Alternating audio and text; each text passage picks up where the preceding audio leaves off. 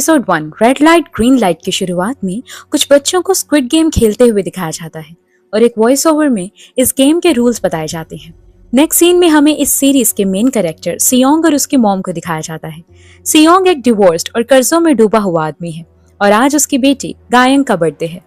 और उसे डिनर करवाने के लिए उसकी मॉम उसे 20,000 वॉन देती है और कहती है उसे फ्राइड चिकन पसंद है तो उसे जरूर खिलाना, लेकिन वो कहता है कि मुझे उसे बर्थडे गिफ्ट भी देना है, इसलिए मुझे और पैसे चाहिए और वो जिद करके अपनी मॉम से 20,000 वॉन और ले लेता है। उसकी मॉम बूढ़ी होने के साथ डायबिटिक पेशेंट है